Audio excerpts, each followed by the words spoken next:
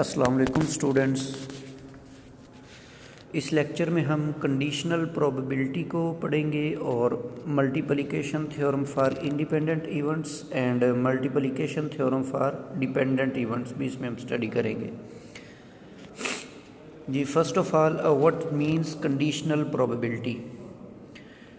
जब आपने किसी इवेंट की प्रोबेबिलिटी फाइंड आउट करनी हो और उस इवेंट की जो प्रोबेबिलिटी है वो किसी दूसरे इवेंट के साथ मशरूत हो, ठीक है, तो उस प्रोबेबिलिटी को हम कंडीशनल प्रोबेबिलिटी का नाम देते हैं। डिफाइन करते हैं, let us define it. If two events A and B are defined on a sample space S and if probability of B is not equal to 0, then the conditional probability of an event A given that B has occurred is written as probability of A by B। मतलब आपने A की probability निकालनी है जबकि B की probability हमें दी हुई है, ठीक है ना, और B की प्रोबेबिलिटी जो है वो 0 भी नहीं होनी चाहिए। अगर B की प्रोबेबिलिटी 0 होगी तो कंडीशनल प्रोबेबिलिटी अनडिफाइन हो जाती है।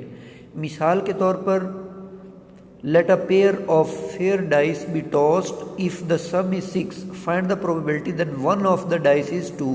अब आपने प्रोबेबिलिटी फाइंड आउट करनी है कि जब आप 2 डाइस को टॉस करते हैं तो डॉट्स का सम 6 होना चाहिए, और अब हमें मशरूत कर दिया गया है कि दोनों में से किसी एक डाइस के ऊपर जो डॉट्स की तादाद है वो 2 होनी चाहिए। तो हमने प्रोबेबिलिटी 6 की फाइंड करनी है, लेकिन हमें गिवन ये है कि सम 6 तो हो ही हो, लेकिन साथ में किसी एक के ऊपर 2 होना चाहिए। तो हम सपोज कर लेते हैं कि 6 जो डॉट्स का सम है वो 6 हो, तो उस इवेंट को हम B का नाम देते हैं। तो उसमें जो ऑर्डर पेयर्स हैं वो आ जाएंगे 1 5 2 4 3 3 4 2 5 1। इन तमाम में दोनों का सम 6 बनेगा। और फिर हम सपोज कर लेते हैं कि A हम इवेंट को नाम दे देते हैं कि दोनों में से किसी एक डाइस के ऊपर 2 होना चाहिए। तो इसके ये 2 1 2 2 2 3 2 4 ये वाले इवेंट्स के अंदर आउटकम्स आ जाएंगी। तो दोनों का अगर हम इंटरसेक्शन लेते हैं तो इंटरसेक्शन में ऐसे पॉइंट्स आएंगे जिनका सम 6 भी हो और उनमें से किसी एक के ऊपर 2 भी हो, तो वो ये 2 पॉइंट्स आते हैं।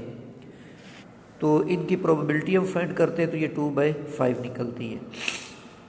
नेक्स्ट आपके पास है multiplication theorem for independent events. If A and B are 2 independent events, then the probability that A and B happens is the product of their respective probabilities। मतलब probability of A intersection B is equal to probability of A into probability of B। आपको याद होगा कि अगर आपने probability of find करनी हो ना कि इवेंट A अकर करे या फिर इवेंट B अकर करे, A और B, तो उसका मतलब होता है A यूनियन B। लेकिन जब मैं ये कहूँगा इवेंट A भी अकर करे और इवेंट B भी अकर करे, A एंड B, तो इसका मतलब होगा A इंटरसेक्शन B। A और B का मतलब A union B, A and B का मतलब A इंटरसेक्शन B। तो उसमें हमने पहले यूनियन में ये किया था कि probability of A union B जो होता है वो उन दोनों की प्रोबेबिलिटीज़ के सम के बराबर होता है, जबकि probability of A intersection B जो है ये इनकी प्रोबेबिलिटी के प्रोडक्ट के इक्वल होता है। जी, नेक्स्ट आपके पास है multiplication theorem for dependent events. तो अगर ये डिपेंडेंट इवेंट है तो फिर probability of A intersection B equal हो जाएगी probability of A into conditional probability of B given A। या फिर बिल्कुल आप इसको अदर वे भी स्टेट कर सकते हैं कि probability of A intersection B is equal to probability of B into probability of A given B। For example, जैसे एक क्वेश्चन है, एक class has 12 boys and 4 girls. एक क्लास में 12 बॉयज़ हैं और 4 गर्ल्स हैं। If 3 students are selected at random from the class, what is the probability that they all are boys.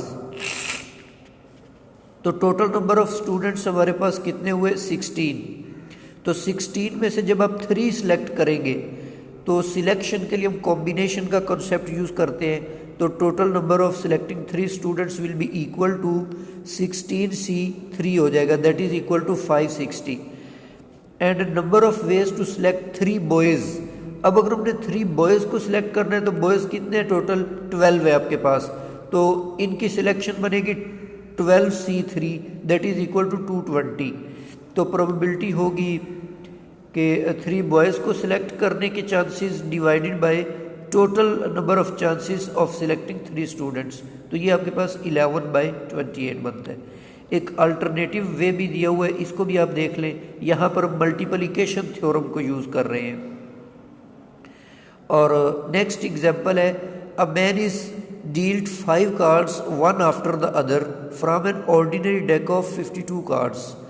एक आदमी 52 कार्ड्स के एक पैक में से 5 कार्ड्स ड्रा करता है। What is the probability that they are all spades.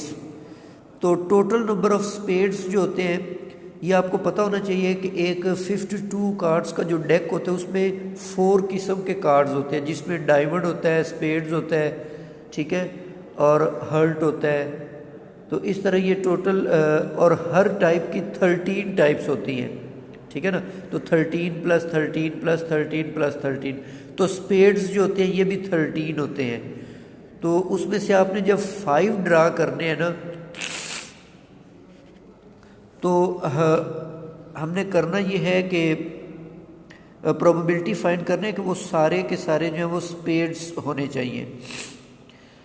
अब जब आपके पास फर्स्ट कार्ड आपने ड्रा करना है, फर्स्ट कार्ड ड्रा करते वक्त आपके पास टोटल 52 कार्ड्स हैं, उसमें से 13 स्पेड्स हैं, तो उसकी प्रोबेबिलिटी बनेगी 13/52। अब उसमें से जब आप एक निकाल चुके होंगे स्पेड्स, तो जब आप सेकंड कार्ड को ड्रा करेंगे तो अब आपके पास स्पेड्स उसमें कितने बचे हैं, 12। तो इसकी प्रोबेबिलिटी, और टोटल कितने हो गए 51, तो इसकी प्रोबेबिलिटी बनेगी 12/51। इस तरह थर्ड कार्ड को ड्रा करते वक्त आपके पास स्पेड्स 11 बचे और टोटल 50 बचे। तो इस तरह ये 5 कार्ड्स की प्रोबेबिलिटी निकाल के इसको मल्टीप्लाई कर रहे हैं। अब ये जो प्रॉब्लम है ना, ये एंड वाला प्रॉब्लम है, और वाला नहीं है, ठीक है, इसीलिए हमने सब की प्रोबेबिलिटीज़ को मल्टीप्लाई कर दिया। सिमिलरली नेक्स्ट एग्जाम्पल में, an URN contains 7 red and 3 white marbles. एक URN के अंदर 7 रेड है और 3 वाइट मार्बल्स हैं। 3 marbles are drawn from the URN one after the other. Find the probability that the first 2 are red and the third is white. अब देखो total आपके पास है 10, उसमें से 7 रेड है और 3 जो है वो वाइट है। अब आपने 3 ड्रा करने हैं, तो फर्स्ट 2 पर कंडीशन है कि वो रेड होने चाहिए। अब सपोज जो आप फर्स्ट उसमें से ड्रा करते हैं वो रेड है, तो टोटल रेड कितने हुए 7, और उसमें से टोटल उसमें है कितने बॉक्स में, वो 10 है, तो इसकी प्रोबेबिलिटी बनी 7/10। तो इसमें से आपने जब एक रेड निकाल लिया, अब पीछे जो रिमेनिंग्स बचेंगे वो 6 रेड होंगे उसमें और टोटल 9 होंगे, तो इसीलिए उसकी प्रोबेबिलिटी 6/9 बनेगी। जब आप थर्ड मार्बल ड्रा करेंगे तो अब इसमें वाइट तो टोटल 3 पड़े हुए हैं, लेकिन टोटल चूँकि हम पहले उसमें से 2 ड्रा कर चुके हैं तो इसलिए टोटल 8 हो जाएंगे, तो इसकी प्रोबेबिलिटी बनेगी 3/8। तो तीनों को मल्टीप्लाई करके ये आपके पास टोटल प्रोबेबिलिटी निकल आएगी। अब इन्हीं कंसेप्ट्स को यूज़ करके आप नेक्स्ट एग्जाम्पल भी सॉल्व करेंगे।